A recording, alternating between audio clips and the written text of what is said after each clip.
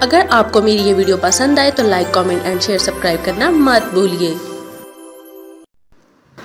حشیشین کی تمہید کی طرف بڑھتے ہیں۔ مجھے امید ہے کہ آپ لوگوں کو ناول حشیشین کا مقصد کا پتہ چل چکا ہوگا اور حشیشین کا مطلب بھی سمجھ میں آ گیا ہوگا۔ یہ قاسم بن سلیم کی تاریخ یا سوانح عمری ہے جس میں مقداد بن معاذ نے، جس کی اصل بنی آز سے تھی، مجھے عبد الرحمن سے بیان کیا۔ مقداد نے یہ قصہ رمضان 658 ہجری میں شہر مغراغہ میں جو صوبہ آذربائیجان میں واقع ہے مجھے سنایا تھا۔ میں بھی سلیم بن طاہر کے اولاد سے ہوں۔ میرے دادا کی ماں جن کا نام خجستہ خاتون تھا، ان میں ہی سلیم بن طاہر کی بیٹی اور قاسم کی بہن تھی، یعنی وہی قاسم جن کا یہ قصہ ہے۔ جس طرح مقداد کی زبانی ان قسم کے حالات سنے تھے، اسی طرح آپ کے سامنے بیان کرتا ہوں۔ مقداد ہمارے خاندان سے خوب واقف تھے کیونکہ وہ میرے والد کے متمدد خاص اور مجھ عبد الرحمن اور میرے بھائی جلیل الدین کے اتالیق تھے۔ جب تاتاریوں نے یورش کے بغداد کو تباہ اور خلیفہ متعصم کر ڈالا اور ہمارے مکانات اور باغات جن میں سلیم نے گلاب کے تختے بڑے شوق اور ارمان سے لگائے تھے تباہ و برباد کر دیے، تو ہم سب خاندان والے بچا کچا سمیٹ کر ایران کے ملک میں بھاگ آئے۔ میری عمر اس وقت 8 برس کی تھی اور میرا بھائی جلال الدین 6 برس کا تھا۔ میری والدہ اس بے سر و سامانی اور جلا وطنی کی حالت میں بچہ کو بڑی محنت اور مصیبت سے پرورش کرتی تھی۔ ہم وطنوں نہایت تباہ حال اور پریشان نکلے تھے، مگر مقدر میں یہی تھا کہ پناہ بھی ملے تو انہی دشمنوں میں جنہوں نے ہمارے گھر لوٹے اور تباہ کیے تھے، یعنی شہر مغراغہ میں جو اس قدر تاتاریوں کے قبضے میں تھا۔ پہنچ کر ہم لوگ آباد ہو گئے۔ یہ شہر اس وقت دنیا کے بڑے خوبصورت شہروں میں شمار ہوتا ہے۔ یہاں ہم امن و آسائش سے رہنے لگے۔ تاتاری کو غارت گری میں ایک قہر خدا ہوتے ہیں، لیکن جن ملکوں کو وہ غارت نہیں کرتے وہاں بہت عدل و انصاف سے حکومت کرتے ہیں، اپنی سرحد میں دشمن کا دخل نہیں ہونے دیتے اور ملک کے اندر کسی طرح کی بدنظمی کو روا نہیں رکھتے۔ اور اس زمانے میں تو اپنے باطلی مذہب کو چھوڑ کر اسلام کے پیرو ہو جاتے ہیں۔ فرائض دین کے ادا کرنے کے بعد اب کوئی ہمارا مغل نہیں رہا۔ شہر میں ایک مسجد ہم نے بنا لی اور بفرافت نمازیں پڑھتے اور روزے رکھتے۔ غرض جس سال کا اوپر ذکر ہوا اس میں رمضان کا مہینہ تھا، ہم سب روزے رکھا کرتے تھے۔ گرمی کا موسم شروع ہو چکا تھا، دن بڑا اور گرم ہونے لگا تھا، روزے میں پیاس زیادہ معلوم ہونے لگی تھی۔ میرا وقت تو عصر تک مطالعہ وغیرہ میں آسانی سے کٹ جاتا تھا۔ عصر کے بعد البتہ کسی قدر تکلیف محسوس ہوتی تھی، لیکن میرا بھائی جلال الدین جو بہت کم عمر تھا روزے کی وجہ سے گڑبڑایا ہوا رہتا تھا۔ صبح کا وقت تو بہت دیر تک سو کر گزار دیتا تھا، لیکن دوپہر کے بعد وہ بادلوں کی طرح ادھر ادھر پڑا پھرتا اور بات بات پر لڑتا اور ضدیں کرتا تھا۔ مقداد بڑے عقل مند آدمی تھے۔ انہوں نے وقت آسانی سے گزارنے کی یہ ترکیب کی کہ ظہر کی نماز پڑھتے ہی ہم سب کو شالامار باغ میں لے جاتے اور وہاں درختوں کی ٹھنڈی ٹھنڈی چھاؤں میں کہیں بٹھا دیتے اور قاسم بن سلیم کے حالات سنا کر مغرب کے وقت تک ہم سب کو بہلائے رکھتے۔ جلال الدین چونکہ ابھی بچہ تھا، قصے کے بیچ میں سو جاتا اور جب جاگتا تو شرارتیں شروع کر دیتا۔ گھاس میں سے کہیں کچوئے کہیں ٹڈے پکڑ لاتا اور چپکے سے مداد کے کپڑوں میں چھوڑ دیتا، مگر میں قصہ بہت ہی دل لگا کر سنتا تھا، جیسے کہ باقاعدہ اول عمری میں جو بات سنی جاتی ہے وہ خوب یاد رہتی ہے۔ میرے ذہن میں قصہ کے کل حالات بالکل اسی طرح محفوظ رہے جس طرح مقداد سے سنے تھے۔ اب میں نے عالم پیری میں اس قصہ کو عربی زبان میں اس لیے لکھا ہے کہ میری اولاد اپنے بزرگوں کے حالات سے واقف رہے۔ قصہ سب طرح سچا ہے، البتہ یہ بات کہ قاسم کے دل میں جو خیالات گزرتے تھے یا سوتے جاگتے جو خواب دیکھے یا خیالات بنتے یا جنگلوں اور پہاڑوں میں جو منظر نظر آئے یا دوسروں سے پوشیدہ طریقہ پر جو باتیں ہوئی، ان سب کا علم مقداد کو کیوں کر ہوا، تو اس جھوٹ یا سچ کا ذمہ دار مجھ کو جلال الدین کو سمجھنا چاہیے، کیونکہ ہماری دلچسپی کے لیے قصہ کو رونق دینے میں مقدار کو جا بجا اپنے تصور و تخیل سے کام لینا پڑتا تھا۔ اس کے سوا کسی کے سچ ہونے میں کسی طرح کلام نہیں، اس بات کو خوب جانتا ہوں۔ اس زبانی عربی تاریخوں میں بھی جو قصہ کے واقعات اس طرح درج ہو رہے ہیں، اس کے علاوہ بہرام ابن عبداللہ میں لکھا، اس قصہ میں کچھ خامیاں بھی ہیں، مگر اس زندگی کی داستان دنیا میں ہی ختم نہیں ہو جاتی۔ عاقبت برحق ہے۔ اعمال نیک اور اسلام پر راسخ الاعتقاد رہنا مشکل کاموں کو حل کر دیتا ہے۔ قیامت میں پل صراط سے سب کو گزرنا ہوگا۔ جو بے دین اور منکر خدا ہیں وہ جہنم میں گر پڑیں گے، جو اللہ کے نیک بندے ہیں وہ اس آزمائش سے صحیح سلامت گزر کر داخل جنتیں ہوں گے۔ اس قصہ میں کچھ خامیاں بھی ہیں، وہ یہ کہ مضامین کے اعتبار سے ابواب کتاب میں ایک قسم کی بے ترتیبی ہے، پوری بات ایک ہی جگہ نہیں کہی، آدھی بات یہاں بتا دی ہے تو باقی آدھی دور جا کر سنائی ہے، لیکن ظاہر بے رتبی میں مضمون کو بیان کرتے کرتے بیچ میں نہ تمام چھوڑ دیا۔ ہمارے اتالیق مقداد کی بڑی حکمت تھی، کیونکہ جب قصہ بیچ میں بند کر دیا جاتا تو باقی حالات سننے کے لیے ہمارا شوق اور بھی بڑھ جاتا۔ دوسری بات یہ تھی کہ رمضان کا مبارک جو گزرتا جا رہا تھا، یہ ڈر تھا کہ عید کے چاند سے پہلے کہیں قصہ ناتمام نہ رہ جائے، تو بعض وقت میدان مقدار بیان میں جلدی کرتے تھے اور تقریر میں وہ زیب و زینت نہ رہتی تھی جس پر سخن و فہم جان دیتے ہیں۔ یہی وجہ ہے کہ اکثر مقامات پر یہ داستان ٹوٹی ٹوٹی اور بے مزہ معلوم ہوتی ہے۔ غرض مقداد نے یہ داستان عجیب شہر موراغا کے بالائے شاملہ مار میں سنائی۔ بہار کا موسم ختم ہو کر گرمیاں شروع ہونے کو تھی، گلزار میں نرگس اور سوسن اپنے آخری پھولوں کی ڈالیاں کے لیے کھڑے تھے، گلاب میں کلیاں نکل آئی تھی مگر اس پس و پیش میں سوتی رہی۔ قصہ جس طرح سنا تھا وہ آپ کو سناتا ہوں، عبارت ہو بہو مقداد کی میاد ہے، کیونکہ مجھے اپنے اتالیق مہربان کا ایک ایک لفظ جو اس کی زبان سے نکلا تھا اب تک یاد ہے۔ اب بڑھتے ہیں ہم اصل قصے کی طرف۔ پہلا باب۔ قصہ یوں شروع ہوتا ہے کہ 544 ہجری جو میلاد مسیح کے حساب سے 1149 عیسوی ہوتا ہے، ماہ رجب کی 10ویں تاریخ ہے۔ ولایت کو زین کا امیر دارالخلافت بغداد میں وارد ہوا۔ اس کی عزت افزائی کے لیے امیر المومنین لعمر اللہ نے قصر الشجر کے ایوان عام میں ایک دعوت منعقد فرمائی۔ میرے بچوں، گو تم اس وقت بہت چھوٹے تھے لیکن بغداد کا وہ پرشوکت زمانہ تمہیں کچھ کچھ ضرور یاد ہوگا۔ اس کی شان و بزرگی کو کبھی دل سے محو نہ ہونے دینا۔ آج وہ برباد و ویران پڑا ہے، لیکن ایک زمانہ تھا کہ بلاد عالم میں کوئی اس کا ہمسر نہ تھا۔ دجلہ کے دونوں کناروں پر آباد تھا، مغربی کنارے پر پرانا شہر تھا، لیکن مستقل خلافت کے لیے اس کی وسعت ناکافی ثابت ہوئی اور دریا کے مشرقی ساحل پر ایک نیا شہر آباد ہونا شروع ہو گیا۔ اس شہر میں عمرہ و دولت کے محل و مکانات تھے اور ان میں سے ایک عالی شان محل میں تم سب بچے پیدا ہوئے تھے اور وہیں پرورش پاتے تھے۔ یہ محل سلیم بن طاہر نے اپنی زندگی میں بنوایا تھا۔ افسوس اب وہ بیڑیوں یا بے دین تتاریوں کا مسکن ہے۔ اس کے باغ اور چمنائیں پرسموم اور خزاں کا دخل ہے۔ اس نئے شہر خلیفہ میں متقفی کا قصر تھا۔ نیا اور پرانا شہر مل کر دونوں ایک عظیم الشان منظر پیش کرتے تھے۔ اگر کسی عمارت کی چھت یا مسجد کے مینار سے نیچے دیکھیے تو پورا شہر ایک خوبصورت قالین کی طرح قدموں کے نیچے بچھا معلوم ہوتا تھا۔ یہ تو تم جانتے ہی ہو کہ قالین میں جو رنگ سیاہی مائل ہوتے ہیں ان کا ایک خاص متانت امیز اثر نگاہ پر ہوتا ہے۔ اسی سیاہی مائل زمین پر جو نقش تیز رنگ کے ہوتے ہیں وہ ابھی کو اور بھی نظر کو بھلے معلوم ہوتے ہیں۔ اسی طرح اینٹوں کے مکانوں کی سیاہی مائل سرخی اور باغوں کی گہری کائی رنگ کی سبزی، مساجد کے خوش رنگ برج اور مینار اور محفلوں کی کاشانی چھتوں کے شورخ رنگ کی آفتاب کی روشنی میں اور بھی تیزی اور اثر کے ساتھ نگاہ کو مسرور کرتے تھے۔ تمام شہر کے گرد ایک خندق اور فصیل تھی، پھر ایک دوسری خندق اور فصیل آئی تھی جس کے اندر قصر خلافت اور بادشاہی باغ تھا۔ افسوس ہے کہ تاتاریوں کے ظالموں کی آگ اور تلوار نے دارالاسلام بغداد کو بالکل تباہ و برباد کر دیا۔ دعوت میں تکلفات زیادہ نہ تھے کیونکہ زمانہ ماہ رجب کا تھا۔ اس ماہ مبارک میں ہر قسم کی لہو لہب اور رقص و سرور کی جلسوں سے پرہیز کیا جاتا تھا، بلکہ اس زمانہ میں امیر المومنین کا کسی کو شرف حضوری بخشنا بھی ایک غیر معمولی واقعہ سمجھا جاتا تھا۔ دعوت کی خاص وجہ یہ ہوتی تھی کہ قضوین کا حکام کسی ضروری کام کے لیے اپنی ولایت چھوڑ کر بارگاہ خلافت میں حاضر ہوا تھا اور اب جلدی اپنے دارالامارات کو واپس کرنا چاہتا تھا۔ چونکہ حاکم موصوف سلطنت کا وفادار اور خاتم امیر المومنین کا قوت بازو تھا، وہ فتنہ پروازوں کی سرکوبی میں کامار رکھتا تھا۔ اس وجہ سے خلافت مآب اس کے حسن و خدمات کے سلسلے میں اظہار خوشنودی فرمانا ضروری سمجھتے تھے۔ جلسہ ضیافت میں حاکم موصوف کو خود امیر المومنین نے اپنے دستے مبارک سے خلعت پہنایا اور انعام و اکرام سے مالا مال کیا۔ شاعروں نے وفا کی شان، اسلام اور بالخصوص خلافت پناہ اور امیز و قزین کی شان میں قصیدے پڑھے۔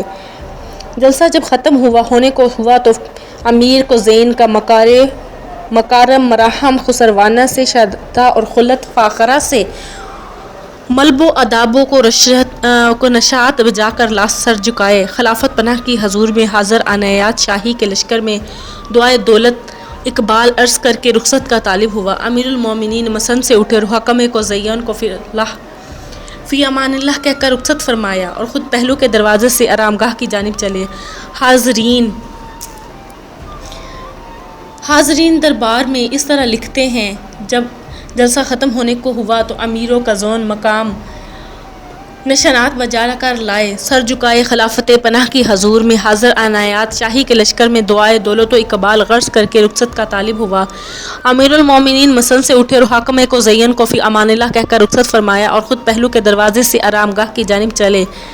حاضرین دربار نظریے نیچی کیے، سرکت و تعظیم کے لیے کھڑے ہوئے۔ اب یہ لوگ بھی دربار سے چلنے لگے۔ سب سے پہلے حاکم کوزنین امرا سلطنت کی مبارکباد دے، جن کی تہ میں رشک پہنا تھا، سنتا اور سر کو خم کرتا دروازے کی طرف چلا جاتا، جس کی دہلیز سنگ سیاہ کی تھی اور جس پر سیاہ مخمل کا پردہ لٹک رہا تھا۔ ابھی اس نے دروازے میں قدم بھی نہ رکھا تھا کہ دوڑتے ہوئے قدموں کا کچھ شور سا ہوا اور ایک زور کی چیخ سنائی دی۔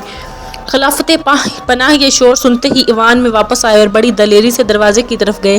اتنا دیکھتے ہی اہل دربار کے بدن پر راشا پڑ گیا، خلافت پناہ کے لیے رستہ چھوڑنے لگے۔ امیر المومنین نے جس جگہ قیام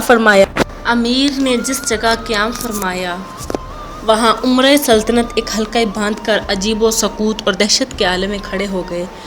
اس حلقہ کے بالکل بیچ میں دروازے سے ادھر ہی کو سیاہ مخمل کے پردے کے سامنے امیر کو زنین پر پڑا تھا۔ آنکھوں کی پتاتیاں پھر چکی تھی اور ان پر ایک ہیبت برستی تھی۔ سینہ کے دل کی طرف خنجر بکا ہوا تھا، ہونٹوں پر لہو اور لباس خون میں تربتر تھا۔ مشعل پرداز زمین کے گھٹنے ٹیک کے مشعلے اس کی طرف جھکائے تھے۔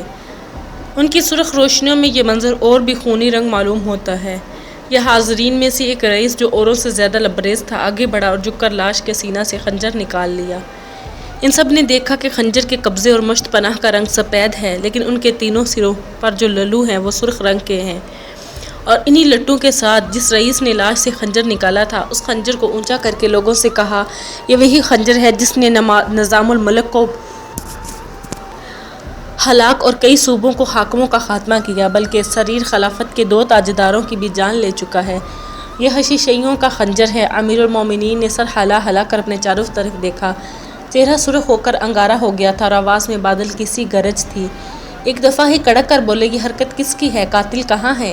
حاضرین اس آواز کو سن کر سہم گئے۔ کسی میں طاقت نہ تھی کہ کچھ کہتا، لیکن اس حلقے میں سے ایک شخص نے جواب دینے کی جرأت کی۔ یہ شخص فیروز نامی قصر خلافت کے خدام میں سے تھا۔ سونے، چاندی اور جواہرات کے جو عجیب درخت محل میں تھے، ان کے کل پرزوں کی نگہداشت اس کے سپرد تھی۔ اسی وجہ سے اس کا لقب محافظ الاشجار تھا۔ لباس اس کا پرتکلف تھا، مگر چہرہ خوف سے نیلا ہو گیا تھا اور ہونٹ کانپتے تھے۔ خلافت پناہ سے غرض کے وقت عرض کرنے لگا، قاتل کو کسی نے دیکھا ہے اور نہ حقیقت میں کوئی قاتل ہے، تلاش میں بے سود ہوگی۔ یہ قاتل کا ہاتھ نہ تھا، خدا کا ہاتھ تھا۔ خلافت مآب نے نہایت شبہ اور قہر کی نگاہ سے اس شخص کو دیکھ کر فرمایا، اچھا کل صبح کو اس کے متعلق تحقیقات ہوگی، کل فجر کی نماز کے بعد یہاں ارکان مشورت جمع ہوں، اس وقت محافظ الاشجار فیروز کو اپنے قول کی تصدیق کرنی ہوگی۔ اتنا کہہ کر امیر المومنین ایوان میں سے گزرتے ہوئے آرامگاہ میں چلے گئے۔ خلیفہ متقضی بڑے دلیر جوان مرد تھے، خلیفہ متعصم کی طرح کمزور نہ تھے، پھر بھی محل کے ملازمین کا بیان ہے، اس واقعے سے ان کے قلب کی حالت بگڑ گئی۔ آپ ہی آپ باتیں کرتے تھے، ہاتھوں میں راشا پیدا ہو گیا تھا۔ خواب گاہ میں آئے تو وہاں بھی بہت سے بے چین تھے، رات کو بہت دیر تک جاگتے رہتے۔ جب آنکھ کھلتی یا آنکھ لگتی تو ایک مہیب خواب دیکھا، اور وہ یہ تھا کہ آسمان پر خون ہی خون نظر آتا ہے، کواکب سیاہ کا قرآن نجس ہے، زمین پر لرزہ ہے، قصر الشجر گر کر چور چور ہو گیا ہے، دھویں اور شعلوں میں بغداد کا شہر نظر نہیں آتا، دجلہ کا دریا اور اس کی دیواریں میں کھجوروں کی قطاریں رنگستان کے ایک سراب کی طرح فضا میں نظر آ کر محو ہو جاتی ہیں۔ ریگ و بیابان کی خطیر موجوں نے زمین کو تہبالا کر رکھا ہے، ہوا کی تیزی سے ریت کے ٹیلے برج اور مینار کہیں بنتے ہیں اور کہیں بگڑتے ہیں۔ امیر المومنین کو یہ معلوم ہوتا تھا کہ ارض و سما کی ان آفات میں کوئی ان کا یار و مددگار نہیں۔ آندھی اور تیز ہوئی ریت کے متحرک تو دے اور ستون جو کثرت میں صحرا کے درخت معلوم ہوتے تھے، سب مہیب نظر آتے تھے۔ مسلح دربانوں نے جو خوابگاہ کے دروازے پر پہرادے دے رہے تھے، سنا کہ امیر المومنین چیخ چیخ کر کہتے ہیں، کوئی ہے جو اس بلا سے مجھے نجات دے، اس مصیبت سے نکلنے کے لیے کوئی صورت نکالے۔ لشکر میں اور شہر میں، مسجدوں اور محلوں میں، ہر جگہ موت کا بازار گرم ہے۔ مقتدی اس حال زار میں روتے تھے اور دعائیں مانگتے تھے کہ موت کی تکلیف سے جلد نجات ہو۔ دربانوں میں سے 2 آدمی اس خیال کے معلوم نہیں کہ اندر کیا پیش آ رہا ہے، خوابگاہ میں داخل ہوئے۔ امیر المومنین اسی وقت بیدار ہوئے تھے، آنکھیں اس طرح کھلی تھی جیسے کوئی سکتہ کے عالم میں ہو۔ اسی حال میں پانی مانگا، حلق خشک ہو رہا تھا اور تمام بدن پسینے میں تر تھا۔ صبح ہونے کو تھی، ہوائے سرد کے ہلکے ہلکے جھونکوں کے ساتھ اذان کی آواز خوابگاہ میں آئی تھی۔ امیر المومنین اٹھے اور قصر کی مسجد کی نماز کے لیے جب نماز اور وظیفے سے فارغ ہوئے تو مجلس شورا میں شرکت کے لیے روانہ ہو گئے۔ اس کے بعد دوسرا باب سٹارٹ ہوتا ہے۔ مجلس شورا سے مراد ایک بہت بڑی جماعت تھی جس میں صدر اعظم، کاتب، انشار، بڑے بڑے وزیر و ندیم، صیغہ دیوانی کے حکام، سر عسکر، افسران فوج، امام جامع مسجد، قضات و حجاب، مفتی و محتسب، محافظ الاحجار، حارس الحصان، محافظ شہر پناہ اور دیگر اموال و دولت شامل تھے۔ امیر المومنین اس وقت شہ نشین میں تخت جواہر نگاہ پر رونق افراد تھے۔ خوب رو تھے، قد متوسط تھا، چہرہ زیادہ بڑا ہوا تھا مگر مستقل مزاجی اور شجاعت کے آثار صورت سے ظاہر تھے۔ سر کے بال بہت خوبصورت تھے، داڑھی بڑی تھی، اس حد تک ان کے حلیہ میں مطلق شبہ نہیں تھی۔ تصویریں ان کی بڑی بڑی مصوروں نے بنائی تھیں۔ معلوم نہیں تھا تاریوں کی یورش میں وہ بجے یا تلف ہو گئی۔ اگر تلف ہو گئی تو بہتر ہوا کیونکہ کسی جاندار مخلوق کی شبیہ بنانی شرعاً ممنوع ہے۔ لباس ان کا سیاہ تھا، بجز الستار کے جو سفید تھی اور جس کے سامنے کے رخ حلقہ مروارید میں ایک بیش بہایا قوت نصب تھا۔ گھر میں 2 تلواریں ایک طرف اور ایک اس طرف آویزاں تھیں۔ دائیں ہاتھ میں سونے کا ایک عصا تھا، ایک پہلو میں صدر اعظم اور دوسرے میں شاہی جلاد کھڑا تھا۔ صدر اعظم میانہ قد اور لاغر اندام تھے۔ جلاد ایک دیو ہیکل جبشی تھا جس کے لیے ہاتھ میں ایک لمبی اور بھاری تلوار تھی۔ دربار میں جو لوگ حاضر ہو رہے تھے وہ پہلے سنگ سیاہ کے آستانے کو بوسہ دیتے تھے۔ اس وقت ان کی نظر دہلیز کی اس مقام پر پڑتی تھی جہاں شب گزشتہ کو امیروں کا زین کا خون گرا ہوا دیکھ چکے تھے۔ اب دہلیز سے خون صاف کرنے دیا تھا۔ جب اہل دربار جمع ہو گئے تو نقیبوں نے خلیفہ کا نام ان القابات و آداب کے ساتھ پکارا: حضرت اقدس امام و شریعت، سراج المملت، جانشین سید المرسلین، خلفائے راشدین، اسلامی الصالحین، یہ حضرات امیر المومنین، خلیفۃ المسلمین، صلاۃ المشرقین، خاقان البحران، ماہی الافات، صاحب الحسنات، ابو محمد المقتدی لا مرلہ، خلد اللہ ملکہ ولستانہ، رونق بزم عدالت ہے، آداب بجا لاؤ، کور نشانات عرض کرو، اس کے بعد دربار شروع ہوا جائے۔ حکم سبحانی، ذل سبحانی نے ارباب مجلس سے خطاب فرمایا۔ سب لوگ نہایت ادب سے نظریں نیچے کیے، 2 زانوں بیٹھے رہے۔ پہلے ان مصائب اور آلام کا ذکر کیا جن کا مقابلہ دولت نبی عباس کو گزشتہ دنوں میں پیش آیا۔ آل سلجوق کا حال بیان کر کے فرمایا کہ اس قوم نے تو ہمارا چراغ ہی گل کر دیا ہوتا۔ فاطمیین مصر کی نسبت ارشاد ہوا کہ ان کا دعویٰ خلافت بادل تھا۔ انہوں نے ہمارے مقبوضات شام و عراق پر لشکر کشی کی، پھر دیار مغرب کی بے دین عیسائی اپنے ملکوں سے ایسے اٹھے اور فلسطین میں داخل ہو کر یروشلم پر قابض ہو گئے۔ یہ کل واقعات خلیفۃ المسلمین نے ایسے وقت انگیز الفاظ میں کہے کہ سامعین آبدیدہ ہو گئے۔ پھر فرمانے لگے: اللہ تعالیٰ نے اپنے بندوں کو ان نافرمانیوں کی سزا دے کر وقتاً فوقتاً ان کی اصلاح کرتا رہا، اور اب اس کے فضل سے ہماری شب قلبت کی سحر نمودار ہو گئی ہے، ظلمت دور ہو کر تیر اقبال پر پھر تابہ ہے۔ کتے بھونکتے ہی رہے مگر کاروان آگے بڑھ گیا۔ جس وقت اس بندے ناچیز ابو المومتی لا مرلہ کو اللہ تعالیٰ نے مسند خلافت عطا فرمائی، رنج کی جگہ مسرت اور ناکامی کی جگہ فحت یابی نصیب ہوئی۔ بتاؤ سلجوقیوں کی سلطنت کیا ہوئی؟ وہ اس طرح نابود ہو گئے جیسے آندھی کچھ دیر زمین میں چل کر صحرا میں فنا ہو جاتی ہے۔ اب ان کی سلطنت کی جگہ خراسان، مصر اور دمشق کی ریاستیں ہیں جو ہماری دل سے خیر خواہ جاگداز ہیں۔ مصر میں فاطمی جو در حقیقت ہمارا نائب ماتحت ہے، اپنے تخت پر آج کل خاموش بیٹھا ہے۔ بے دین عیسائی عرض نیل کو عرض فرات سے جدا کرنے کے لیے فلسطین میں تلواریں چلا رہے ہیں۔ اس میں بھی ہمارا ہی نفع ہے، لیکن خود ہماری سرحدوں سے دیار مغرب کے کفار باہر نکال دیے گئے۔ موصل کے جانباز لشکر نے عرفہ کے شہر سے انہیں بے دخل کر دیا گیا اور ہزارہا کافر جہنم حاصل ہو چکے۔ صلیب کا زور ٹوٹ گیا۔ اہل صلیب جس عزم اور ارادے سے اپنے وطن کے برفستانوں، پہاڑوں اور جنگلوں کو چھوڑ کر آئے تھے، اب وہ عزم اور ارادے سب بھولتے جا رہے تھے۔ ایک مہذب ملک اور معتدل موسم میں پہنچ کر فنون لطیفہ کے شائق اور عیش و عشرت کے بندے ہو چلے جا رہے تھے، مگر اسی اثنا میں تسخیر ممالک کے لیے باب کو فتح کو ہم نے مستحکم کر دیا اور ہمارے وفادار حارس الحسن سلیم بن طاہر کی تلوار نے سمت جنوب میں حدود مملکت کو اتنی دور پہنچا دیا کہ کوئی دن آل عباس کا سیاہ پھر یثرب کی دیواروں سے بلند ہو کر سمندر کی موجوں پر لہرانے لگے گا۔